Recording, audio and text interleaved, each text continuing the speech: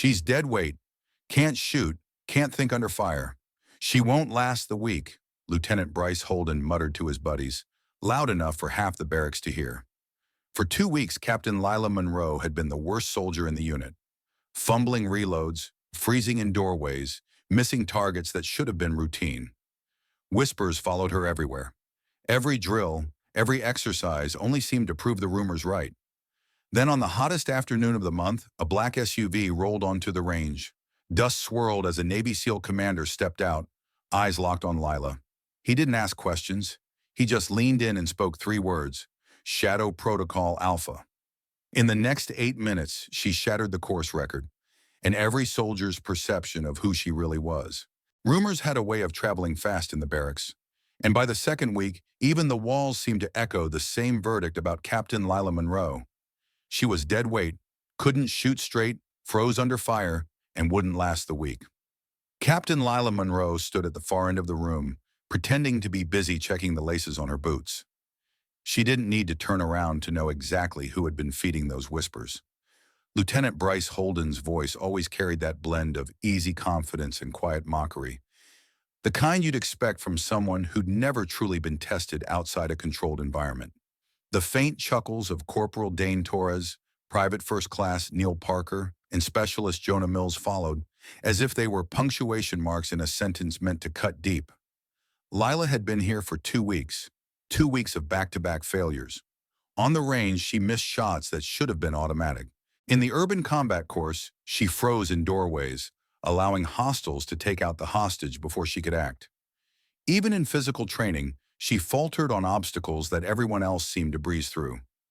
In an advanced training program like this, mistakes weren't just mistakes, they were liabilities. And in a place where the weak link could sink an entire mission, being labeled a liability was the kiss of death. The atmosphere in the barracks shifted quickly. Whispers spread faster than the morning revel. Some claimed she had gotten into the program through connections. Others speculated she had been dropped from a previous assignment due to mental instability. With each retelling, the rumors grew sharper, more certain, and Lila knew she was at the center of all of them. At dinner, she chose a seat by the window. The vantage point gave her a clear view of the whole room. Her tray was arranged with geometric precision, utensils lined up like a drill formation. Across the room, Holden and his circle spoke loud enough to be heard. They never used her name, but their comments, "Go out with her and you're already dead," or "probably spent her career behind a desk," were aimed like bullets. Torres, broad-shouldered and built for intimidation, used his size like a weapon. Parker, wiry and jittery, found his courage only in numbers. Mills, quiet and sharp-eyed, smiled just enough to make every jab sting more. Lila kept silent. She didn't defend herself. She didn't bite back. She just kept showing up to every drill, no matter how poorly she performed, and every failure only deepened the scorn in her teammates' eyes. That afternoon's training was a mobile shooting drill. The sun was merciless, heat bouncing off steel and sand. Targets popped up at 200 meters, an easy distance for soldiers at this level. When the horn sounded, Lila stepped forward, rifle heavy in her hands. Her first shot went wide. She fumbled the reload, fingers misaligned, losing 3 crucial seconds. 3 seconds was an eternity in a timed run. When it was over, the scoreboard showed her name at the bottom. No one was surprised. Holden didn't even try to hide the "told you so" look he sent her way. That night, from her bunk, she overheard voices drifting from the far corner. She'd freeze in a real fight. If we're lucky, we'll never have to deploy with her. Quiet laughter followed. Lila lay still, staring at the dark ceiling. She knew she was on the edge, not just of being cut from the program, but of losing the last shred of professional respect she had left. Yet instead of reacting, she filed away every word, every face. Because behind her calm exterior, something else was waiting. Something no one here had seen yet. Master Chief Elias Ward had been in the Navy long enough to know that performance in training didn't always tell the full story. He'd seen too many recruits shine on paper but crumble in the field, and too many quiet, unremarkable faces turn out to be the ones who pulled everyone else out alive. From the moment Captain Lila Monroe stepped onto the training ground, Ward had kept her in his peripheral vision. Not because she stood out. In fact, she was almost aggressively unremarkable. but because something about her didn't quite add up. Her scores were poor, yes. Her movements in drills looked hesitant, almost clumsy. But Ward had a habit of looking past the obvious. While the rest of the instructors dismissed her as a lost cause, he started paying attention to the small things. He noticed where she sat in the mess hall, always with her back to the wall, eyes scanning the room in slow, deliberate arcs. She never let anyone walk behind her without subtly adjusting her chair or shifting her posture. Most people would call it paranoia. Ward called it situational awareness. In the barracks, her gear told another story. Every strap, buckle, and pouch was arranged in a way that wasn't just regulation, it was personalized for efficiency. Her rifle, despite the sloppy performances on the range, was immaculate. Not just clean, but tuned. Ward had seen the way she field-stripped it in the maintenance bay when she thought no one was looking. Smooth, economical motions, muscle memory too deep to fake. During downtime, while others killed hours on their phones or joked in the common area, Lila sometimes stood in a quiet corner with her unloaded rifle, running through reload drills in silence. The motions were crisp, faster than what she ever showed on the clock. She'd finish, glance over her shoulder, and slip the weapon away like she'd been caught doing something she shouldn't. Ward also noticed her positioning during training briefings. She never sat in the middle of the group. She was either near an exit or somewhere she could see the entire room without turning her head. When instructors moved around the space, her gaze tracked them automatically. She didn't fidget, didn't zone out, didn't miss a word. It was the same on the training grounds. While her squad mates charged ahead in mock assaults, Lila's eyes were busy mapping the course. Not just the obvious angles and corners, but the less visible lines of fire, the blind spots in the plywood walls, the shadow patterns that might hide an opponent. Ward had seen this before. It was the way operators from classified units behaved after too many deployments. Eyes always working, brain always scanning, but body held in a controlled calm. If he was right, she wasn't freezing in those drills because she was scared. She was slowing herself down on purpose. The question was why. By the end of the second week, Ward had a list of moments burned into his mind. In the kill house, she'd shifted her stance just before rounding a corner. Not because of the drill, but because she'd heard the faint scrape of a boot on plywood. In the obstacle course, she'd adjusted her route mid-run to avoid a patch of ground the others trampled without thinking. A patch Ward knew was unstable. And then there was the rope bridge incident. Most recruits gripped the side ropes and rushed across. Lila paused, tested the sway with her weight, and crossed with quick, balanced steps, her hands free. It was a small thing, easy to miss. But Ward didn't miss it. That was someone used to moving fast while keeping her weapon ready. The other instructors saw hesitation. Ward saw restraint. He'd learned long ago that some people weren't wired to operate at full capacity unless they had a reason, and maybe, just maybe, Lila Monroe was one of them. Still, he kept his observations to himself. Speaking up too early could make her shut down completely. Instead, Ward watched and waited, because sooner or later, something would happen to strip away whatever leash she was keeping on herself. And when that happened, he wanted to be standing close enough to see it with his own eyes. The desert heat was unrelenting, pressing down on the training field like a weight. The obstacle course stretched ahead, a brutal combination of walls, rope bridges, barbed wire crawls, and balance beams designed to drain both muscle and willpower. It was the kind of challenge that separated those who could from those who couldn't. Captain Lila Monroe started strong. She cleared the first wall with a clean vault, her boots hitting the packed dirt with a solid thud. She moved to the rope bridge, crossing with steady balance, keeping her center low. The sun reflected off the carabiners and the frayed fibers of the ropes, and for a moment, it was just another drill. Then she heard it. A sharp metallic ping, high and hollow, followed by the faint clatter of metal on metal. The sound hit her like a trigger. It wasn't part of the course. It didn't belong to any of the instructor's usual cues. It was the sound of a pressure plate arming, followed by the snap of a tripwire. Sounds she hadn't heard since that alleyway overseas, the one where everything went wrong. Her breath caught in her throat. The heat of the desert vanished, replaced by the stale, choking air of a collapsed building. She wasn't on a training field anymore. She was back in the rubble, dust filling her lungs, adrenaline flooding her veins. The crack of distant gunfire echoed in her head. The smell of burning insulation stung her nose. Somewhere, someone was shouting her name, but it wasn't anyone here. She froze, one foot on the ground, one on the beam, her body locked mid-step. The world narrowed to the phantom sound that only she seemed to hear. Her hands flexed unconsciously, as if gripping a weapon that wasn't there. 5 seconds passed, then 10. From somewhere behind her came a muttered voice. Holden, of course. Unbelievable. She's standing there like a statue. Torres's laugh was low and mocking. Maybe she's waiting for someone to carry her. Dead weight, Mills added, his tone dripping with satisfaction. The words sliced through the fog in Lila's mind, but they didn't bring her back. Not completely. She stepped off the beam with the slow, mechanical precision of someone moving through water. She finished the course, but she was already done. Everyone knew it. When she crossed the finish line, the instructor's clipboard came up without enthusiasm. Times noted, "You can do better than that, Monroe." The tone said he didn't believe she could. Bryce and his crew walked past, not even bothering to lower their voices. "She's a liability," Holden said flatly. "You put her in a real op, someone's not coming home." Noir, the rest of the squad kept their eyes forward, but Ward caught the shift in their posture. The way even those who hadn't spoken seemed to silently agree. By the end of the day, the paperwork had already started.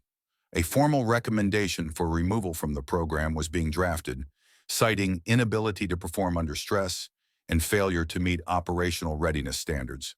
Ward saw the draft on the duty desk. His jaw tightened. He'd expected pushback, but not this soon. That evening, Lila sat alone at the far edge of the barracks, her tray untouched. Her gaze was fixed somewhere beyond the wall in front of her, and her hands were clasped so tightly in her lap that her knuckles had gone white. Ward approached but stopped short. This wasn't the moment to speak. He knew what it looked like when someone was fighting a battle no one else could see. Across the room, Holden was holding court again, his voice rising and falling like a man telling a good story to an eager audience. The others laughed at all the right moments, glancing occasionally in Lila's direction. If she heard them, she gave no sign. The final blow came just before lights out. The duty sergeant stepped into the barracks, a folded sheet of paper in hand. "Monroe," he called. "Final evaluation's Friday. Pass it, you stay. Fail, you're out." The words hung in the air, heavy as the heat outside. For a moment, Lila just stared at him, her expression unreadable. Then she gave a small nod, folded the paper, and slipped it into her locker. No one saw her jaw clench. No one saw the slow, steady breath she took before lying back on her bunk. And no one, not even Ward, could guess what she was deciding in that moment. Friday arrived with the kind of dry, searing heat that made the desert training ground shimmer like liquid metal. The final evaluation was set for the afternoon, an urban hostage rescue scenario that had broken more than a few trainees in this program. For Captain Lila Monroe, it wasn't just a test. It was a line in the sand. Pass, and she stayed. Fail, and she was gone. Master Chief Elias Ward stood near the staging area, arms crossed, scanning the course. He'd been thinking about her all week, wondering if there was any way to force the moment, to push her into showing whatever it was she was holding back. But before he could figure it out, the sound of an approaching engine cut through the stillness. A sleek black SUV rolled onto the cracked asphalt, kicking up a halo of dust. Every head turned. Vehicles like that didn't just appear unannounced. The instructors paused mid-sentence. Even Holden and his crew fell silent. The driver stepped out first, moving with the quiet efficiency of a man used to being in the background. Then the rear door opened and Commander Adrian Cross emerged. He was exactly the kind of figure people imagined when they thought of a Navy SEAL commander. Tall, broad-shouldered, built like the desert itself had carved him. His uniform bore no unnecessary decoration, only the subdued patches of someone who'd spent more time in classified deployments than public ceremonies. His face was weathered, not from age, but from years of wind, sun, and choices that couldn't be undone. Ward straightened instinctively. "Commander, Master Chief Ward." Cross's voice was deep, steady, with the weight of a man used to giving orders that weren't questioned. "I understand you have Captain Lila Monroe in your program." Ward's eyes narrowed slightly. "Yes, sir. She's scheduled for her final evaluation today. I'd like to observe it, Cross said. Ward hesitated. Sir, with all due respect, she's on the verge of dismissal. The board's already made its recommendation. Cross raised a hand, not in impatience, but in quiet finality. I'm not here to debate the board. I just want to see her run the course. And when I give her the word, you let me stand on the line. It wasn't a request. Ward studied him for a beat. There was something in the commander's tone, not urgency exactly, but a kind of certainty that didn't leave room for disagreement. Understood, sir. As Cross moved toward the observation platform, Ward caught the smallest flicker of recognition in Lila's eyes. She was standing near the edge of the staging area, helmet under one arm, scanning the scene. When she saw him, her posture shifted, almost imperceptibly, like a weight she'd been carrying had just settled in a different place. Holden noticed it too, though he misread it entirely. Looks like your ride home just got here, he muttered to Torres, earning a low chuckle. Ward ignored them. He'd been around long enough to recognize the kind of reaction you couldn't fake. Whatever history existed between Monroe and Cross, it was real, and it was buried deep. The briefing for the final scenario was short. Multiple structures, unknown number of hostiles, time limit, 30 minutes, standard parameters. But Ward could feel the change in the air. The presence of Cross had shifted the energy, even if no one could articulate why. As the team assembled at the start line, Cross stepped forward, closing the distance to Lila. He stopped just short of her, close enough that only she could hear. Captain, he said quietly, Shadow Protocol Alpha. It was like watching a ripple move through still water. Her shoulders straightened, her grip on the rifle adjusted by a fraction, and her breathing leveled out into the measured rhythm of someone about to move with intent. Ward didn't know exactly what those words meant, but he knew enough about operators to understand a trigger when he saw one. Cross stepped back, his expression unreadable. Let her run, he told Ward. And just like that, the horn sounded. The horn hadn't even finished echoing before Lila Monroe was in motion. Gone was the soldier who fumbled reloads and hesitated at corners. What replaced her was something sharper, faster, a presence that didn't just move through the course, but owned it. She slipped through the first doorway without breaking stride, rifle up, eyes scanning in a seamless pattern. Before the first target's mechanical pop was complete, 2 shots punched dead center, controlled pair, muzzle rise minimal. She was already shifting to the next threat before the casings hit the floor. Holden's voice crackled over the comm, halfway between disbelief and awe. What the? In the tight corridors, she moved with the economy of someone who had lived and survived in spaces like these. Her rifle stayed close, angles precise, footfalls silent despite the urgency. At one junction, she pivoted just as a hostile appeared, dropping him with a single, surgical headshot. She didn't linger. She didn't check her work. She knew. The rest of the squad struggled to keep up. Holden, Torres, Parker, Mills. They had spent 2 weeks thinking she was dead weight. Now they were sprinting just to stay in her wake. She hit a stairwell and took it in 3 controlled bursts of movement. Up, clear landing, up again. At the top, she used the brief cover of the wall to reload. It wasn't just fast, it was flawless. Mag out, mag in, bolt forward, muzzle never dropping from the threat axis. Cross, watching from the observation platform, didn't move, but Ward saw the faintest shift in his posture. This was what he'd expected. Inside the next building, the scenario turned chaotic. Hostiles in multiple rooms, simulated civilians mixed in. Lila didn't hesitate. She entered low, muzzle tracking in a smooth arc, identifying threats before they could react. She used the corners like they were extensions of her own body, cutting angles so tight they left no exposure. At one point, she engaged 3 targets in under 2 seconds. 2 to the chest, 1 to the head, all without breaking her stride toward the hostage point. In the final structure, the lighting shifted to near darkness. Most trainees slowed here, letting their eyes adjust. Lila didn't. She flowed forward, using shadows and reflections from broken windows to anticipate movement. A hostile popped from behind a doorway. She fired before the target's sensor could register a hit. The clock was still ticking, but she was ahead of it, way ahead. Outside in the open courtyard, she used cover like it was instinct, never lingering, always moving to the next position before the simulated enemy could find her. At one barricade, she signaled Holden forward with a sharp hand motion. Without thinking, he obeyed. They reached the extraction point with minutes to spare. Lila was the first through, sweeping the zone with one last arc of her rifle before calling it clear. The horn sounded again, this time the long tone of mission success. The staging area erupted. Not in cheers, but in stunned silence. The instructors checked their stopwatches, then checked them again. Ward walked over to look. The numbers were almost absurd.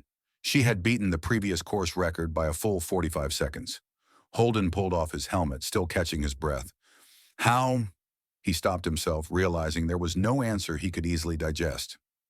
Lila safed her weapon, slung it, and stood calm at the finish line. Her breathing was steady, almost too steady for the pace she had just kept. Cross descended from the observation platform, his boots crunching on the gravel. He didn't smile. He didn't congratulate her. He simply gave Ward a pointed look, as if to say, "Now you understand." Ward did. Every single hesitation, every mistake over the last 2 weeks, it hadn't been inability. It had been restraint.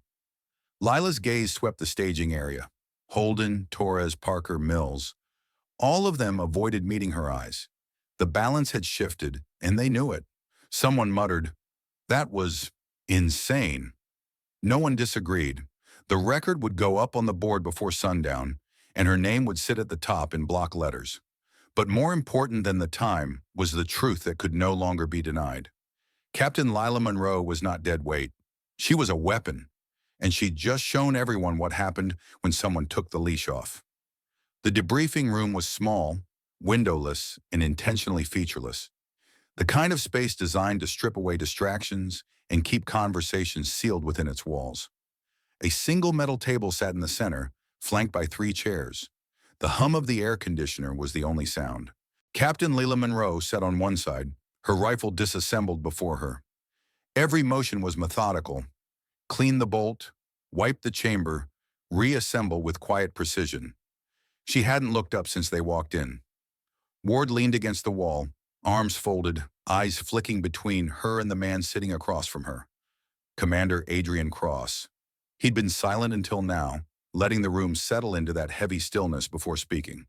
"Master Chief," Cross began without taking his eyes off Lila. "You've been wondering who she is." Ward didn't answer. He didn't need to. Cross shifted slightly in his chair. "Captain Monroe isn't just another candidate who slipped into this program. She was part of a unit that doesn't officially exist. No insignia, no public record, no mention on any roster you've seen. Missions in places that never made the news. Extraction rates, 100%. 0 friendly casualties. Multiple confirmed high-value captures.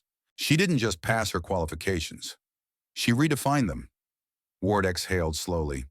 "And yet for 2 weeks she let everyone believe she was the worst soldier here." Cross finally looked at her directly. "Why don't you explain it, Captain?"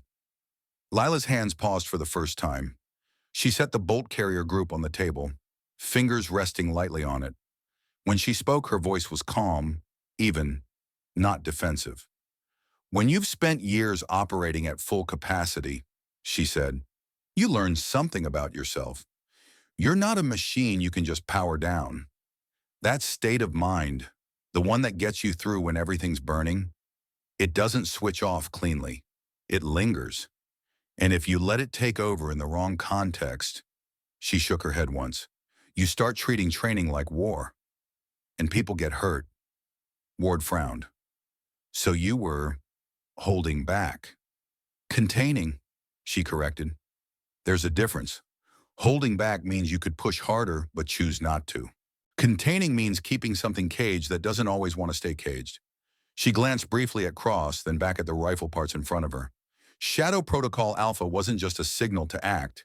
It was permission, the kind I don't give myself unless I have to. Cross's gaze didn't waver. "And in this case, you had to." Lila nodded once.